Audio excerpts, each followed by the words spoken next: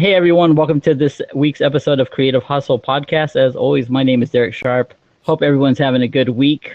If you haven't checked out last week's episode, it's pretty much entitled Episode 00, the pilot. It's basically just me talking about why I'm doing this and what's going on with me, so that every week I can talk about my people that I'm bringing in here to interview and not myself so much.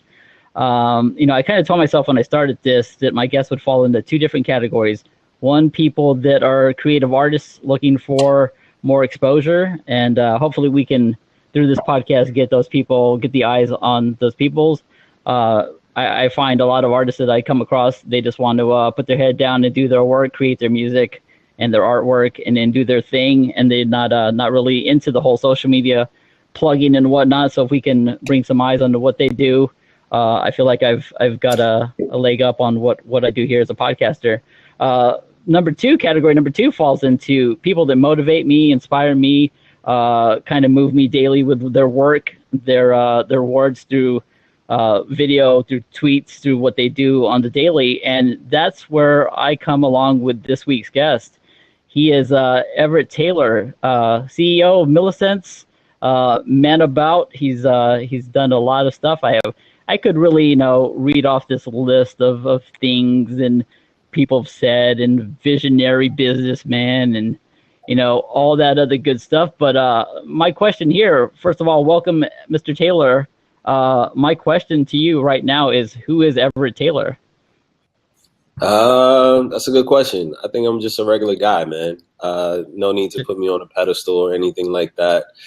It still feels awkward when people say certain compliments about me. And when you saying that, I'm like mad self-conscious because you're saying these things, and I'm like trying to keep a straight face without looking like a dork in front of a bunch of people, man. But nah, man, I'm just a regular guy, family man, workaholic, very compassionate, man, and I love startups. I love marketing. I love growing the hell out of businesses. So that's really me. Sports, music. I'm just like anyone else, man. He's just a guy from Virginia. Yeah, running off of like 2 hours of sleep right now. So you'll be doing this interview with me and Red Bull. Yeah, I was gonna say, got a Red Bull sponsor here. All 40 people watching right now. Yeah, it's definitely. I understand that concept. I'm nowhere near that level, but it's 20-hour work days. And I wasn't really joking early when I said I don't leave the house. I've in the last year I was the designer that was more into getting his stuff put together and out there and doing right by its clients. And as much as I don't like doing the Twitter thing and the Facebook thing and stuff like that, in this day and age, I know you being a marketer, we got to do this stuff. This is something that if you want to get out there, you want the eyes on the product. You could be the greatest in the world, but if no one's buying into you or no one can see what you're doing, I don't know. It could be a waste of time. I mean, I don't look at it as a waste of time, but yeah, it's really all new to me, man. To be honest, man, for so many years, I was just like kind of the guy behind the scenes, not really out there or trying to put myself out there. But I do understand how much it matters to put yourself out there, to more people to know the products and different things that you're working on, to be able to push your content. But it comes with a sacrifice. I remember I used to be able to tweet whatever the hell I wanted. I miss those days. I miss those days to be able to do that. And I'm definitely a lot more candid than most. I definitely believe in just being who I am and standing up for what I believe in. And, a lot of the injustices that are going on around that, a lot of people in my industry may not talk about. And it inspires me to see, certain people that do. And I try to kind of, fit in that same lane. But there's definitely a gift and a curse to it. When it comes to me launching something or, pushing content, I can get a bunch of retweets and favorites. But, I have to be so conscious of every little thing that I do and say. And I don't know, you got to figure out what's worth it to you. And I'm still struggling with that.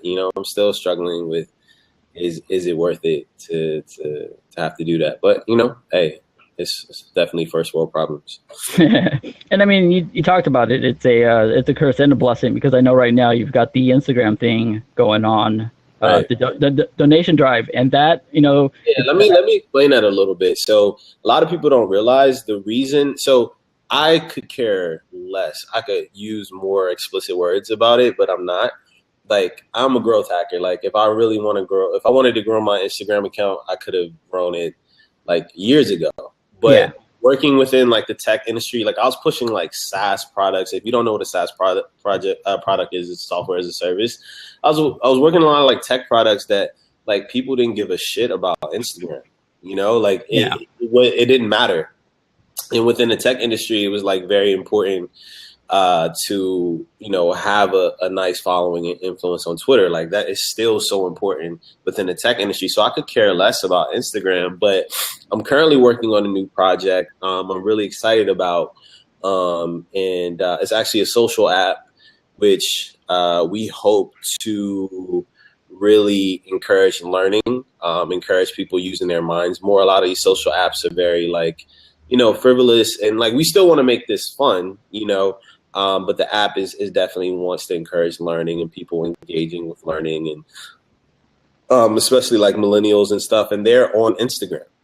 Mm-hmm. And so I was going to run a contest, maybe give out like some MacBook Pros or something like that, or iPhones. And then I was like, I would rather, do something for a good cause. And so, I needed to grow that Instagram audience. So the best way I could think of was like, hey, let's put this towards a good cause, instead of me just buying like products and giving out things for a contest, to be able to, support March of Dimes. Like, I have family members that were born premature. I've had people, close friends, lose children that were premature, had birth defects. And it's something that I've been supporting and doing, philanthropies and programs and events for years now. So, it's something that's definitely near and dear to the heart, for sure. Yeah, and I definitely saw. Messiah. I see. Yeah, I see. We got a couple of your fans in there. And like I said, I saw. That's family, man. That's family. Okay. Thanks for joining us, man. That's I appreciate the love. Yeah, and like I said, it's it's a curse and a blessing when you have the power to get a message out to a large group of people like that. I really thought that was.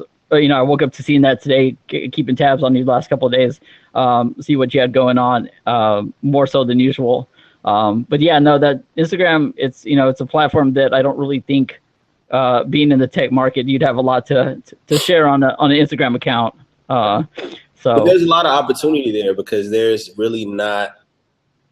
I can't really think of anybody. You may, but I can't really think of anybody in the tech industry that has a large or substantial following on Instagram, like fitness, beautiful women, travel, luxury, models, of course. Those do very well, as far as, and then obviously like celebrities and stuff like that do very well, as far as like obtaining like mass audiences on Instagram. But as far as thought leaders, people in tech, it's not too many people that have done well as, amassing a crowd in there. So yeah, and I also look at it. Yeah, I also look at it in another way. It's like, you're talking about kind of wishing you had the smaller numbers still. From a business standpoint, the conversion rate of having 1 million followers and getting, 2 people to click what you're doing, opposed to a smaller number and knowing you could reach half of those people. Is another way to look at it. I was told, at the beginning of the year, when I was not in any kind of social media mindset, I was told, once you get to these crazy numbers, you're not going to be able to, if you ever have a book or a course or something, like, you're not going to be able to convert. If you have 1 million followers, you might get a couple hundred. It's a better metric to keep a smaller knit group of followers. Right. Is that something that you feel like that's also the thing, or is it if I can reach if I can reach everyone with the message, we'll let the conversion rate go as it may be?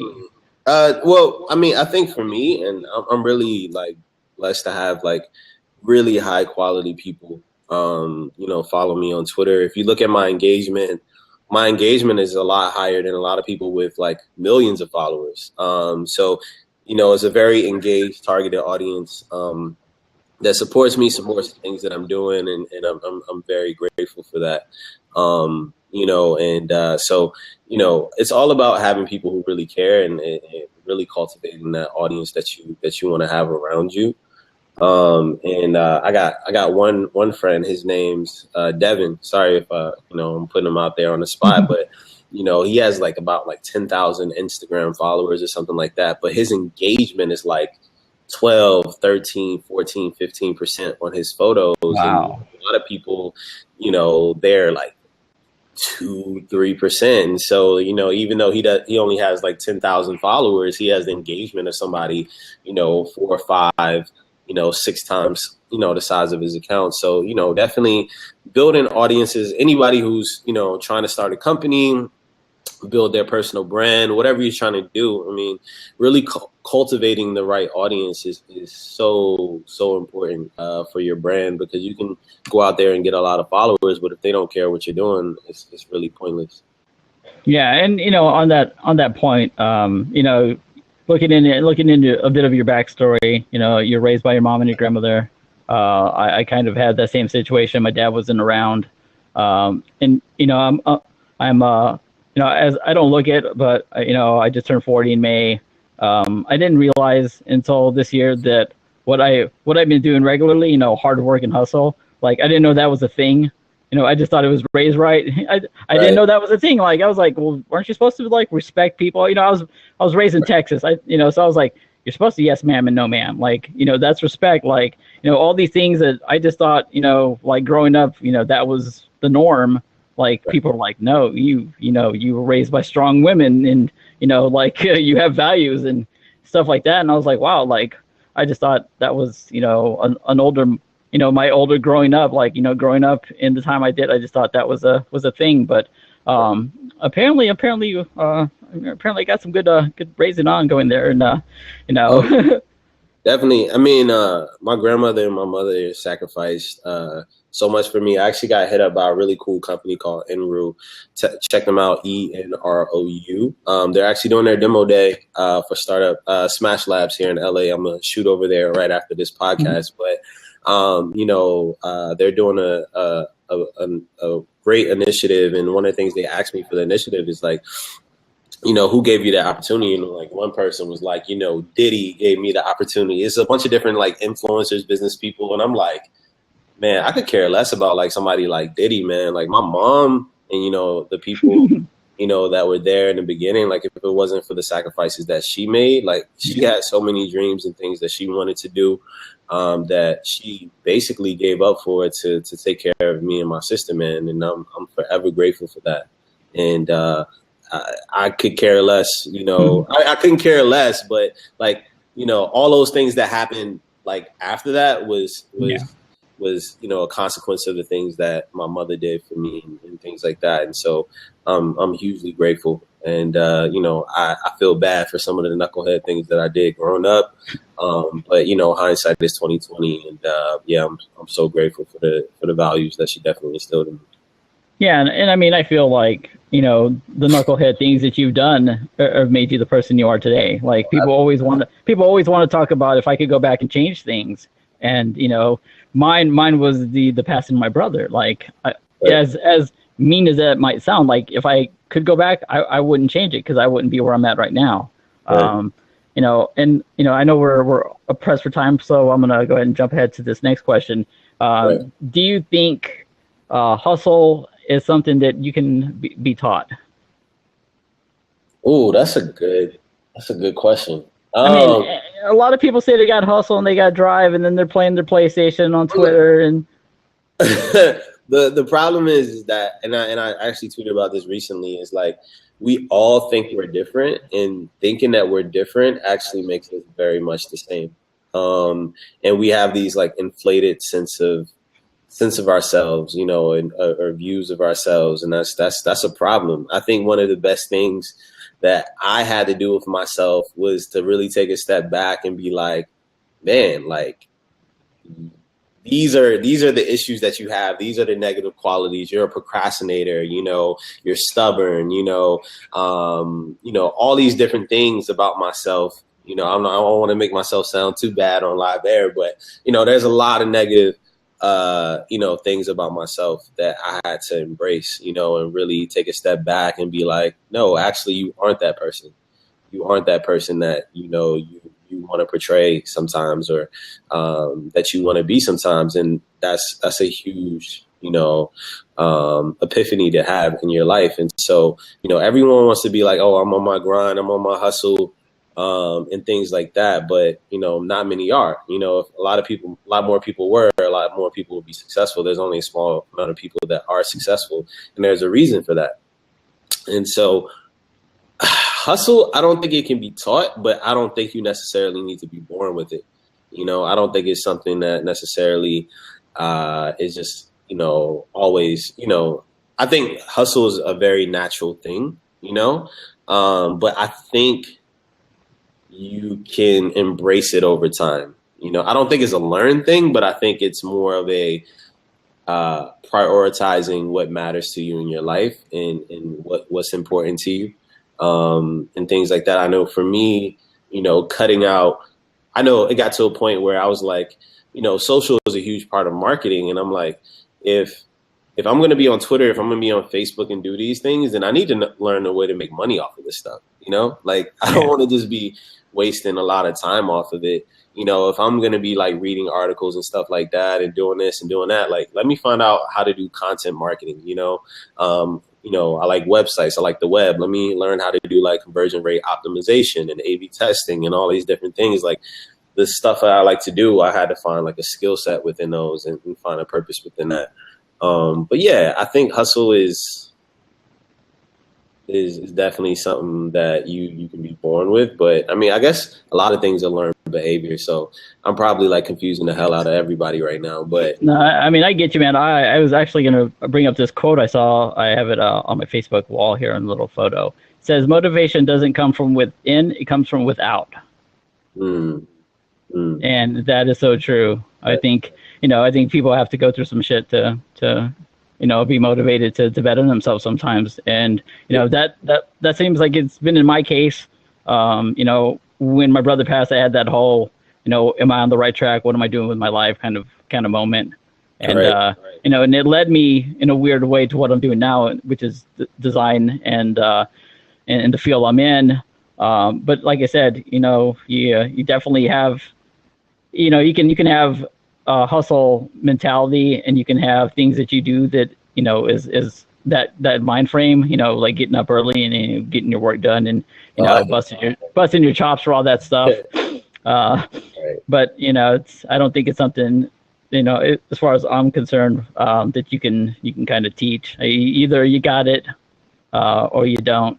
And that's kind of what makes people. I think everyone has potential. And to get back to your last point, my entire life, I thought that what was motivating me was to be able to get out of the circumstances that I was in, to help my family. And like, those were great. Like, but the thing is like, I'm still just as motivated, or even more motivated, now that I am able to help take care of my family, now that I am out of the hood, now that I am, found, some initial career success, man. I still have so far to go, man. And like, I tell people, man, like this whole success thing is like catching waves. Like, you know what I mean? Like, you're going to wipe out eventually, man. It's about being able to hop back on the board and catch that next wave, man. And, you're going to have your pitfalls and things like that. Like, things are going super well right now, but I'm like, who knows what's going to happen, But the thing is that even when I was able to accomplish a lot of things that I wanted to accomplish, that I was still I still wanted to continue to be successful. And so then I started to realize I was just wired that way. It wasn't, I didn't really need the outside factors to continue to push me. I was just wired to want to be successful. I'm competitive as hell. I want to win. I want to be successful. And that's just the person that I am, and so, it's good to be able to accomplish those things. It's good to be able to get your mom out the hood, or, pay your grandma's medical bills, or get your mom a house, or pay for your sister to go through school, all these different things that we dream of doing. But, once you accomplish those things, are you going to still have the mentality to continue to push forward and to continue to, bust your ass and get things done? Yeah, and you're definitely touching on my on where my next 5 years is going to be. It's at that level where I need to get everyone taken care of. Like I said, at the beginning of the year, it just started to where it's like, hey, I need to get myself out there more. Do stuff like this, take a risk,